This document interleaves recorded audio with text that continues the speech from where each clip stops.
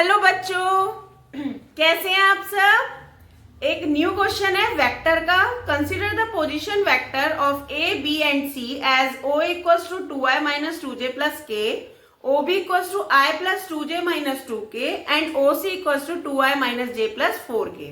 इसका first part है calculate A B and B C. तो हम जानते हैं ए बी निकालने के लिए हम क्या करते हैं, जब हमें ए बी वेक्टर निकालना होता है तो हम क्या करते हैं, ओ बी माइनस ओ ए करते हैं। ये बात तो सभी को ही पता है। तो सिंपल हम इसे ओ बी माइनस ओ ए करेंगे तो कितना आएगा, आई प्लस 2j माइनस का 2k minus 2i minus 2j plus k। Clear, हमने इसकी वैल्यू रख दी। अब हम देख रहे हैं ये माइनस का हो जाएगा, i minus 2i minus i 2i plus का 2 ये j है 2j प्लस का 2j प्लस का 4j माइनस का 2k माइनस का k, इट मींस माइनस का k। तो ए बी वेक्टर आ गया हमारा, एक आंसर तो हमारा ये ही हो गया। सेकंड में क्या कह रहा है, बी सी। तो बी सी निकालने के लिए हम क्या करेंगे, ओ सी माइनस ओ बी। सबको क्लियर है। तो ओ सी कितना है हमारा, ओ सी है 2i माइनस j प्लस का 4k minus i plus 2j minus का 2k। क्लियर। तो 2i में से i जाएगा, i बचेगा, माइनस j में से माइनस 2 जाएंगे तो माइनस 3j बचेंगे, प्लस 4k में से प्लस के 2k, तो ये आ जाएगा प्लस के 6k। क्लियर। तो हमारा बीसी भी आ गया। क्लियर है। तो फर्स्ट पार्ट हमारा सॉल्व हो गया। ये 1 मार्क का क्वेश्चन है, इसी का हम सेकंड पार्ट देखेंगे। नेक्स्ट पार्ट है find the projection of A B on B C. अब हम ध्यान देंगे इसके फॉर्मूले पे, A B on B C है। हमने ए बी निकाला था पहले और बी सी भी निकाला था, अभी दोबारा कर लेंगे, इरेज कर दिया है मैंने। तो क्या करते हैं प्रोजेक्शन के लिए, A B on A C, projection of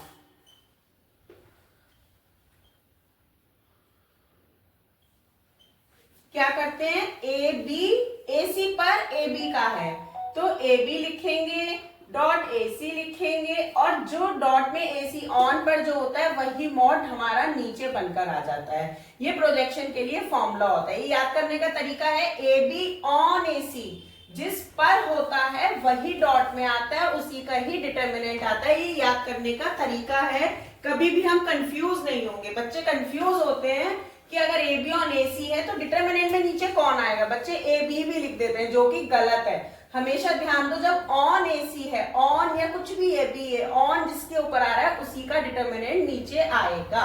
तो अभी हमने ए बी और ए सी से फर्स्ट पार्ट में निकाला था, जो कि इरेज हो गया है। हम फिर से निकाल लेते हैं।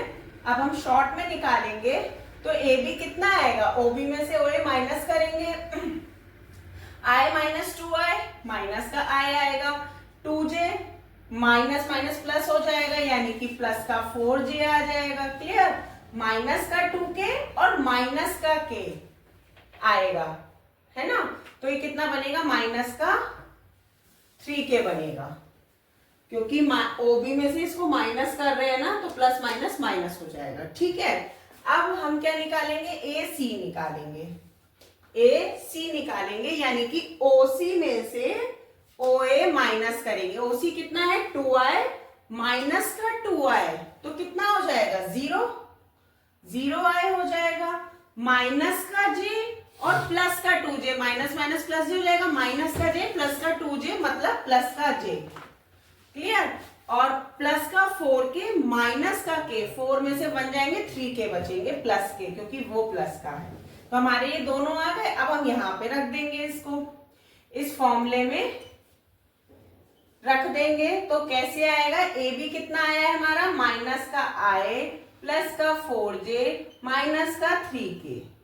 इसका डॉट लेंगे किसके साथ, 0i प्लस का j प्लस का 3k। ठीक है। अपॉन में ए सी का डिटर्मिनेंट, यानी कि इसका डिटर्मिनेंट कैसे लेंगे, 0 तो 0 है, 1 का स्क्वायर प्लस 3 का स्क्वायर का अंडर रूट, ऐसे ही लेते हैं।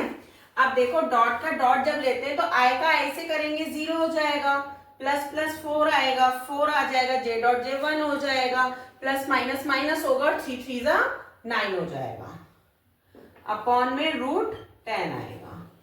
9 में से 4 जाएंगे तो कितना बचेगा, 5 बचेगा और रूट 10 आएगा।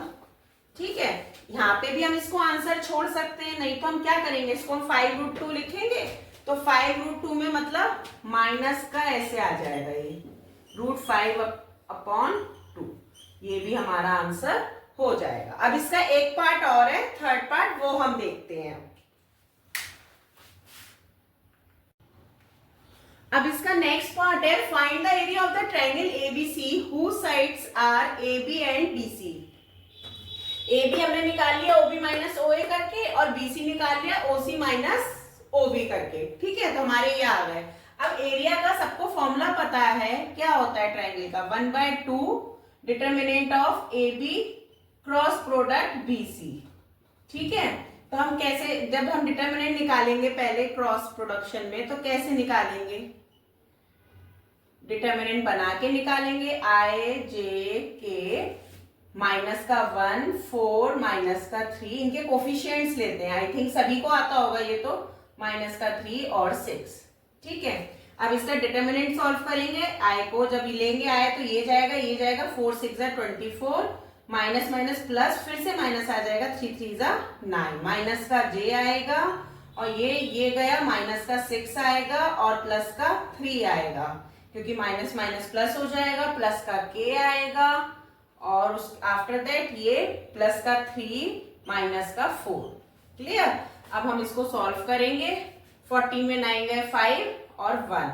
ठीक है, प्लस के आएंगे क्योंकि ये बड़ा था, और संग में आई आएगा, और ये माइनस के आएंगे, माइनस माइनस प्लस हो जाएंगे, प्लस के 3 जे आएगा, और ये भी माइनस का आएगा, कितना आएगा, माइनस का के आएगा। तो ये इसका डिटरमिनेंट आ गया। इस पे अब हम डिटरमिनेंट निकाल रहे हैं ना, तो इसका अंडर रूट करके स्क्वायर करेंगे, 15 का स्क्वायर प्लस 3 का स्क्वायर प्लस 1 का स्क्वायर। तो इसके बाद हम यहाँ पे सॉल्व कर रहे हैं, सब ध्यान से देखेंगे। 15 का स्क्वायर क्या आएगा, 2 2 5 आएगा, 3 का स्क्वायर क्या आएगा, 9 आएगा, और 1 तो 1 ही रहेगा, और ये अंडर रूट में आएगा, तो ये कितना हो गया, 10 हो गया। तो यानी कि 5 2 1 3 और 2 235 हमारा अंडर रूट में आ गया, 235। हमारा फॉर्मूला था 1/2 ट्राइंगल मतलब एरिया इज इक्वल टू, तो 1/2 अंडर रूट 235, इसका क्या हो गया, स्क्वायर यूनिट आंसर, क्योंकि एरिया था ये। क्लियर है, आई होप सभी को समझ में आया होगा। अब हम नेक्स्ट क्वेश्चन देखते हैं। अब हम नेक्स्ट क्वेश्चन देखते हैं, find the direction cosine of the perpendicular from the origin to the plane r dot 6i minus 3j minus 2k plus 3 equals to 0। ठीक है, तो r dot 6i minus 3j minus का 2k, clear है, equals to minus का 3 से हम लिख सकते हैं। हम देखो सभी लोग जानते हैं कि डायरेक्शन कोसाइन हम किसे कहते हैं। डायरेक्शन कोसाइन हम उसे कहते हैं किसी भी वेक्टर का एंगल बनना किसी लाइन के साथ। ठीक है, किसी भी वेक्टर का किसी भी लाइन के साथ एंगल बनने को ही हम डायरेक्शन कोसाइन कहते हैं। जैसे अल्फा बीटा गामा, अगर वो एंगल बना रहे हैं तो cos alpha cos beta cos gamma क्या होंगे, डायरेक्शन कोसाइन होंगे, जिन्हें हम LMN से डिनोट करते हैं। और एक इसकी प्रॉपर्टी होती है L square plus M square plus N square equals to 1। ये बात सभी को पता है। तो हमें इसके डायरेक्शन कोसाइन निकालने हैं, तो इसके साथ ही डॉट प्रोडक्ट में है, तो इसका डायरेक्शन कोसाइन हम कैसे निकालते हैं, किसी भी उसका, तो हम कैसे निकालते हैं कि r डॉट ये n नॉर्मल आएगा और इसी का मैग्नीट्यूड आता है, मतलब इसको एज अ यूनिट वेक्टर के जैसे हम इसे यूज करते हैं। और इतना आ गया, तो हमारा ये नॉर्मल वेक्टर ये है, तो इसकी जगह हम बस केवल ये ले लेंगे 6i माइनस का 3j माइनस का 2k, और अपॉन में कितना आ जाएगा, अंडर रूट में 6 का स्क्वायर प्लस का 3 का स्क्वायर प्लस 2 का स्क्वायर। क्लियर है, तो 6i minus 3j minus 2k। Clear, और नीचे कितना आ जाएगा, ये अंडर रूट में 36 प्लस 9 प्लस 4। ठीक है, तो ये बन गया 6i माइनस है माइनस का 3j माइनस का 2k, अपॉन में रूट 7 बनेगा नहीं क्योंकि 49 बनेगा, सॉरी 7 बनेगा तो उसका 49 आ जाएगा। ठीक है, तो हम पे आ गया 6, क्योंकि हम डायरेक्शन कोसाइन लिख रहे हैं ना, तो ये 7 आ गया और ये अब आ जाएगा 6/7 माइनस के 3/7, सबको अलग अलग कर दिया, माइनस के 2/7, ये इसका आंसर हो जाएगा। क्लियर है सबको? यस अब हमारा नेक्स्ट क्वेश्चन है, find the angle between the lines r equals to 2i minus 5j plus k plus lambda 3i plus 2j plus 6k। ठीक है, एक लाइन ये हो गई। सेकेंड लाइन हमारी 7i minus 6j minus 6k plus mu i plus 2j plus 2k। हम जानते हैं कि हमारी जो इक्वेशन होती है वेक्टर फॉर्म में वो क्या होती है, r is equal to a plus lambda b होती है। ये इक्वेशन तो सभी ने पढ़ी है, इस इक्वेशन से हम कंपेयर करेंगे। ठीक है, a क्या होता है, कोई पोजीशन वेक्टर होता है किसी लाइन पर, और b उसी के पैरेलल उसकी डायरेक्शन में एक वेक्टर होता है। ठीक है ना, उसके a पोजीशन वेक्टर की डायरेक्शन वेक्टर कौन होता है, b होता है। तो हम एंगल इसी के बीच में, एंगल यही तो निकालेगा ना कि पैरेलल है या परपेंडिकुलर है, ये क्या है, तो इसी से एंगल निकलेगा।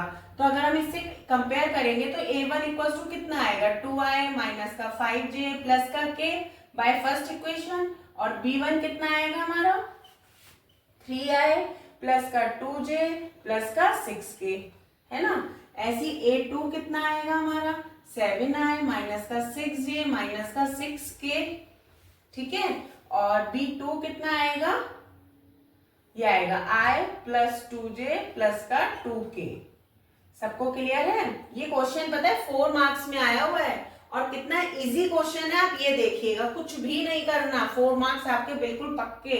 cos theta is equal to हम क्या लगाएंगे, हम लगाएंगे b1 डॉट b2 का डिटर्मिनेंट, या बस ये मॉड, और फिर b1 का अलग और b2 का अलग, इस तरीके से। अब इन दोनों का डॉट प्रोडक्शन ले लो, b1 और b2 का पूरा मैं लिख दे रही हूँ, 3i प्लस का 2j प्लस का 6k, इसका डॉट प्रोडक्शन किसके साथ, i plus 2j plus 2k के साथ। क्लियर है? अब इसी का अलग अलग ले लेंगे, तो इसका मॉड ले लो, 3i plus 2j plus 6k का मॉड, है ना, और i plus 2j plus 2k का मॉड। क्लियर है? इसको आप सॉल्व करिए, 3 1 जा 3, कोफिशिएंट की तो मल्टीप्लाई करते हैं बस, क्योंकि j डॉट j 1 होगा, i डॉट i 1 हो जाएगा, k डॉट k 1 हो जाएगा, इसलिए केवल कोफिशिएंट ले लेते हैं, और बाकी अदर से वो जीरो बना देता है, इसलिए उसे हम लेते नहीं है। तो 3 1 जा 3, 2 2 जा 4 प्लस के, और प्लस के 6 2 जा 12 आ जाएगा। ठीक है, और नीचे कैसे आएगा, वही अंडर रूट में स्क्वायर करेंगे, तो 3 का स्क्वायर आएगा प्लस 2 का स्क्वायर आएगा प्लस 6 का स्क्वायर आएगा। नेक्स्ट वाले में क्या आएगा, 1 का स्क्वायर प्लस 2 का स्क्वायर प्लस 2 का स्क्वायर। क्लियर है बेटा? अब देखो यहाँ से, इसके बाद मैं यहाँ पर सॉल्व कर रही हूँ। ये देखो यहाँ पे कितना बन गया, 12 और 4 16, 16 और 3 19, ऊपर हमारा क्या बन गया 19 बन गया, और नीचे कितना आएगा 3 3 जा 9 प्लस 4 9 4 13, और 6 रूट में कितना आ गया 19 आ गया, सॉरी 36 बनेगा वो, सॉरी 36 प्लस 4 40, 40 प्लस 9 49। ठीक है, और ये कितना बनेगा 2 2 जा 4 2 2 जा 4, यानी कि 8 प्लस 1 9 बनेगा।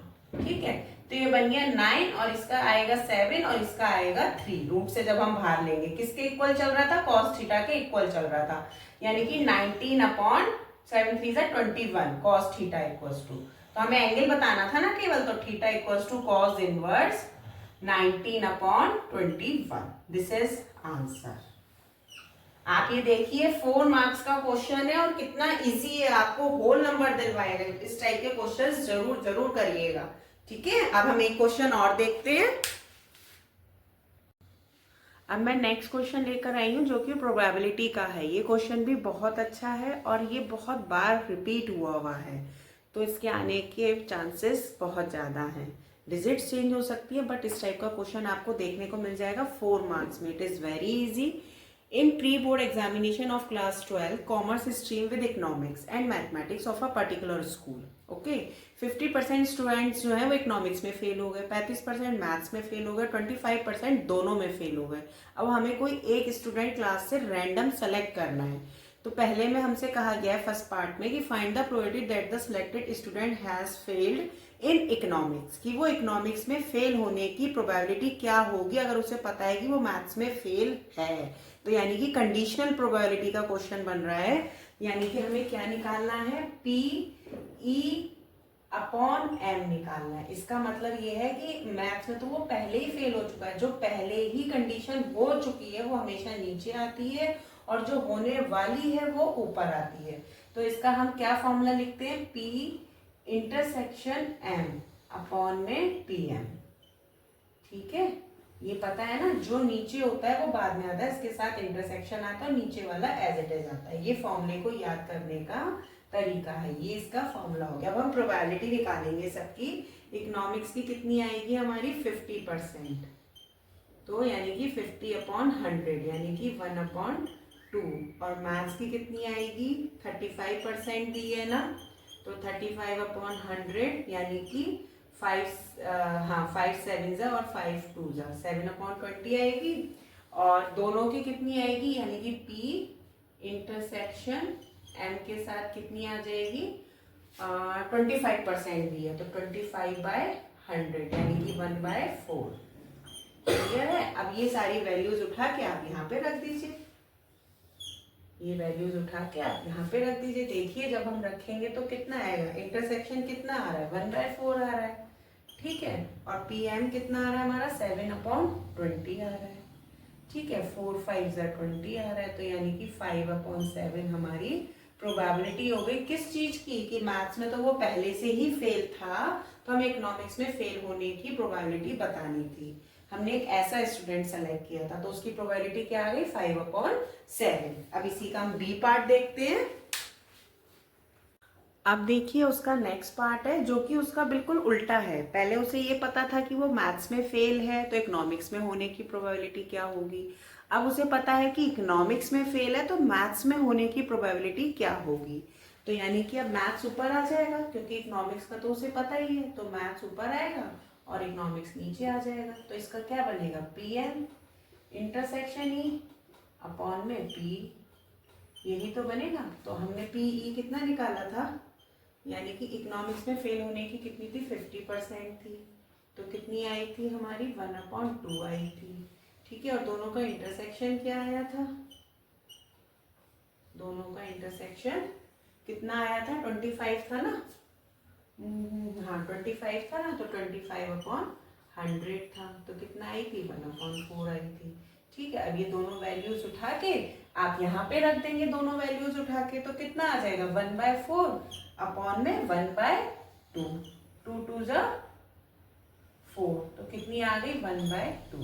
यही इसका आंसर होगा। मतलब अब मैथ्स के फेल होने की, जबकि वो इकोनॉमिक्स में फेल हो चुका है, तो प्रोबेबिलिटी होगी 1/2। आई थिंक सबको समझ में आया होगा। अब इसका हम सी पार्ट देखते हैं। अब हम इसका नेक्स्ट पार्ट देखेंगे, find the probability that the selected student has passed in maths. अब पास हो गए हैं, ध्यान देना है आपको।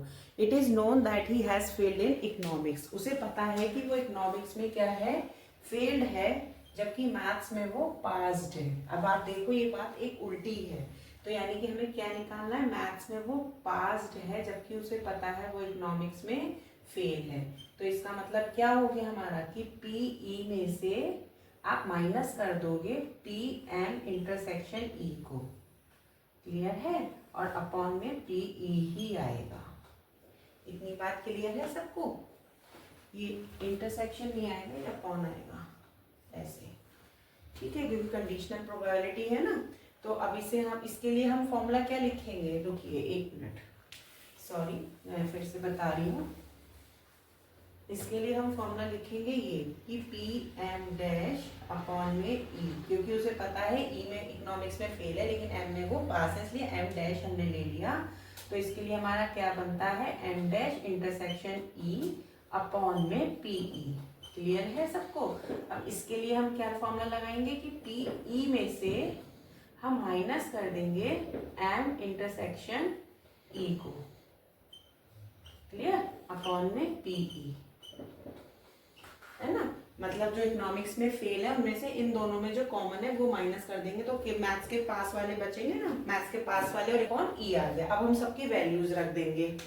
तो हम पे वैल्यूज कितनी थी, यहाँ पे देखेंगे पीई की वैल्यू थी हमारे पास 50/100 यानी कि 1/2 थी, और पी एम की वैल्यू थी हमारे पास 35/100, ठीक है, यानी कि 7/20, और P M intersection E value थी हमारे पास 25/100 इक्वल्स टू 1/4। क्लियर है सबको?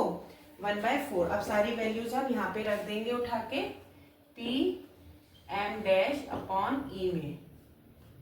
देखो कितनी आएगी, पीई की वैल्यू कितनी है 1/2 है, माइनस इंटरसेक्शन कितना है 1/4 है, अपॉन में पीई कितना है हमारे पास 1/2 है, ठीक है। अब यहाँ पे आप एलसीएम लोगे तो कितना आंसर आएगा, आपने 4 एलसीएम ले लिया तो यहाँ पे 2 माइनस का 1/1/2 आएगा। क्लियर है सबको? तो ये कितना बचेगा 1/4 और 1/2, यानी कि 1/2 आंसर आ जाएगा। देखो 1/4 और 1/2, 2 2 जा 4, तो कितना आंसर आ गया हमारा इसका 1/2। कितना आंसर आ गया 1/2। मैथ्स के पास होने की, इकोनॉमिक्स फेल होने की कितना आंसर आ गया 1/2। मैं एक बार ये यहाँ पर भी लिख दे रही हूँ, उसके बाद दिखाई नहीं दे रहा है ना, यहाँ पे नीचे कर दे रही हूँ इधर, ठीक है। देखो 1/4 बचा, अपॉन में 1/2 बचा, 2 2 जा 4, तो कितनी प्रोबेबिलिटी आ गई 1/2 आ गई। आई थिंक सबको क्लियर हुआ होगा, समझ में आ रहा होगा सबको। 1/2 इसका आंसर आ गया। अब इसका एक पार्ट और देखते हैं, डी पार्ट, ठीक है। अब हम नेक्स्ट पार्ट देख रहे हैं and last part. Find the probability that the selected student has passed in economics if it is known that he has fail in maths. अब उन्हें पता है कि वो मैथ्स में फेल है लेकिन इकोनॉमिक्स में वो पास है, तो हमने ई डैश ले लिया, ई डैश अपॉन एम। ये कंडीशनल प्रोबेबिलिटी होती है, E dash intersection M upon P M. अब इसमें भी हम क्या करेंगे कि पी एम में से माइनस करेंगे पी इंटरसेक्शन एम को। समझ रहे हैं आप? हम ये करेंगे, इसमें से जब हम ये दोनों माइनस करें पी एम, ठीक है, तो पी एम कितना आया था हमारे पास, पी एम आया था हमारे पास 7/20, 7/20 माइनस, है ना, और दोनों का इंटरसेक्शन आया था 1/4, दोनों का इंटरसेक्शन आया था 1/4, और पी एम कितना है 7/20। अब फिर मैंने डायरेक्ट कर दिया क्योंकि वैल्यू मैं निकाल कर दिखा चुकी हूँ। 20 मैंने एलसीएम ले लिया, तो 7 माइनस 5 4 जा 5 आ जाएगा यहाँ पे, और अपॉन में 7/20 आ जाएगा। 20 से 20 चला जाएगा और 7 में से 5 गए तो 2/7 आ गया। तो यानी कि जब वो इकोनॉमिक्स में पास हुआ है, मैथ्स में फेल हो चुका था, उसे पता है, तो 2/7 इसकी प्रोबेबिलिटी होगी। आई होप ये सबको समझ में आया होगा। आज का सेशन हम यहीं पर खत्म करते हैं। किसी को किसी टॉपिक पर अगर समझना हो, कोई टॉपिक ऐसा हो जो एग्जाम में आ रहे हैं बोर्ड्स हमारे, और किसी को कोई दिक्कत हो रही है, तो प्लीज मुझे कमेंट में करके बताएं, मैं उसी टॉपिक पे वो वीडियो आपको बनाकर दूंगी, ठीक है। आई होप मेरा पढ़ाया होगा सबको समझ में आ रहा होगा, अच्छा लग रहा होगा। लाइक और सब्सक्राइब करें, प्लीज शेयर करें। Okay then, thank you, bye bye, कल मिलते हैं।